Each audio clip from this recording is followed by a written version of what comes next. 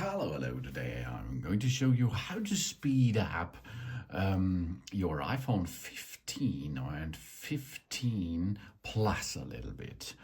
Because if we organize our apps a little bit, and of course, if we are closing the apps which are running in the background, it gives you a little bit more power, of course. How we can perform this? The first thing is the App Store is full with thousands of awesome, nice apps, and we can download them most for free.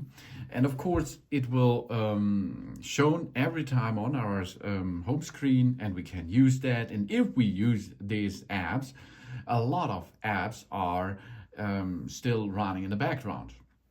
Because if we start, for example, an app, and we close them after we finished our work, like this, for example. We close it by swiping up and go back to the home screen. That means not that the app is shut off. It is still running in the background, okay? How we can see this, we go up and stay in the middle. And then we can see which apps are still running in the background. Really cool, because we can fast navigate to them. Okay, here we go. No, that's a good thing.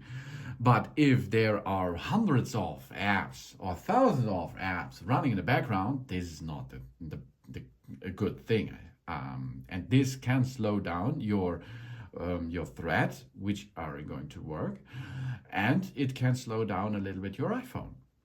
How we can remove them? We have to shut down the apps which are running in the background by swiping this up. Okay, that's all. Swiping up. Okay, again, first step is go to the middle, go then to the list in the background and swipe them up and clear all apps like this. Easy going. Yes, this will accelerate a little bit our power, but there's more.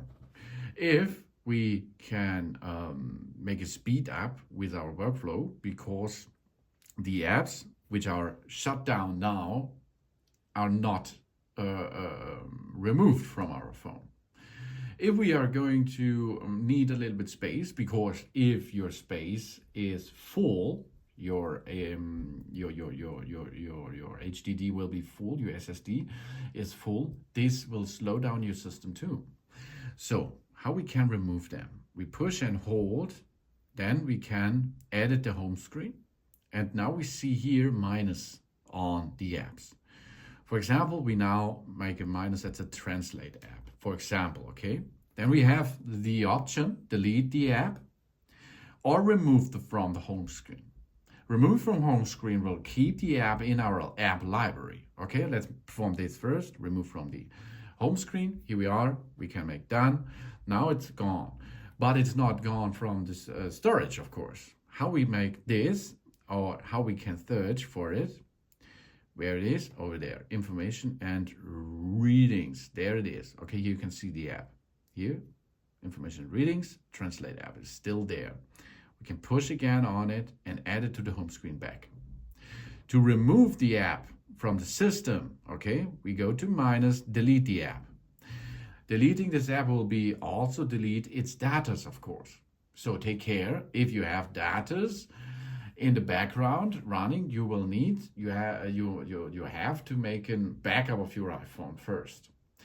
For example, your mail app. If you remove your mail app, the mails which are on the server of an Apple or on messenger services like Google or Microsoft and so on will not delete it because of the removing of the app. Okay, that means the app which comes with data on this phone will be deleted, and these data on this phone will be deleted, but not the apps which are on the cloud. That means we can delete the Translate app, for example, no problem, and we can download it via the App Store again. And the same thing is with the Mail app, for example. If I delete the Mail app, my emails are already on the cloud. And if I re-download the app from the App Store, my emails are on the cloud, of course, and it will synchronize the mail app with the cloud, and there are the mail back. Okay, to operate fast with your phone, it's good to organize them.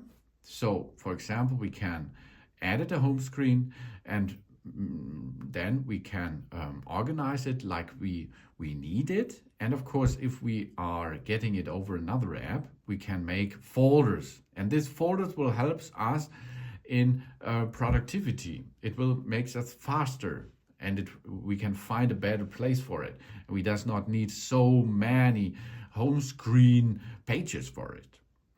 And of course, then the settings, we can look how much storage we have. General, about, and then you can see here capacity, in this case 128 gigabyte, available 101. If the storage is full, it's not good, because this is not a good acceleration for your phone. So you have to remove something, or you go to your the Apple ID cloud services, and there you go to iCloud, and here you can see manage account storage, for example, and you can go here for the big thing is most photos. Go to photos, and then you can optimize the phone storage or download and keep the originals.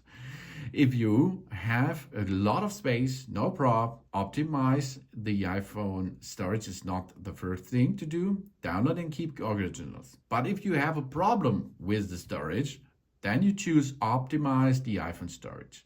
If our phone is low on space, full resolution photos and videos are automatically replaced with smaller device-sized versions. Full resolution versions can be downloaded from the iCloud at any time. That's a really good thing if you have a fast line and if you have a full storage. So you can accelerate your phone a little bit more.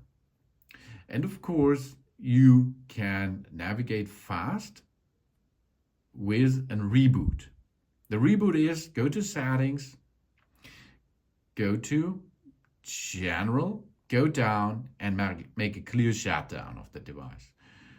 After you wait a little bit, 5 up to 10 seconds, you can reboot the system, and after this, the most of the cache is cleared, and your phone will be faster again.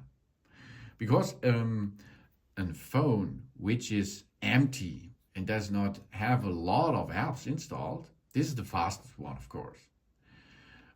So you have to find a balance between fast and storage. And then you are faster on the way with your iPhone 15 or 15 Plus. Thanks for watching. Please subscribe me and give me a positive feedback, and I hope to see you again on my channel. Soon.